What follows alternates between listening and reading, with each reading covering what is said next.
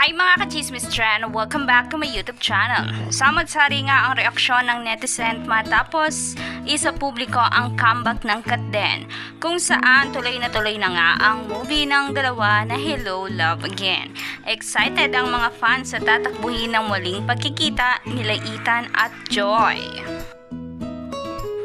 Samantala, lungkot naman ang naramdaman ng fans ng Katniel matapos ang press con ng Katden. Nalungkot ang ilan dahil umaasa ang mga ito na ang Katniel ang may comeback movie at hindi ang Katden. Matatandaan na may balita noon na may upcoming movie sana ang Katniel kung hindi sila nagkahiwalay. Sa naging renewal contract ni Catherine Bernardo, nakasaad dito na hiniling ng actress na ayaw muna nitong makatrabaho ang ex-boyfriend niyang si Daniel Padilla. Ngayong 2024 sana ang nasabing movie ng Katniel, ngunit tila malabo na nga itong mangyari.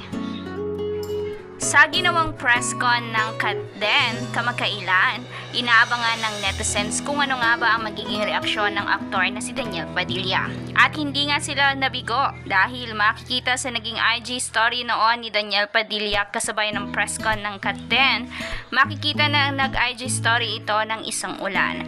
Malapit sa lungkot at luha ang ibig sabihin ng nasabing IG story na ito ni Daniel Padilla.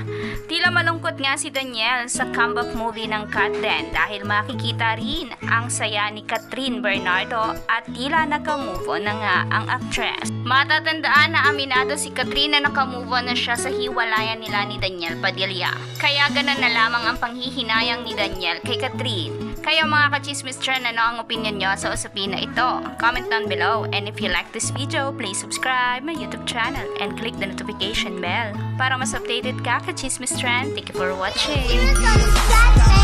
Throwing hundreds when I wouldn't be the first time I done it. Throwing hundreds when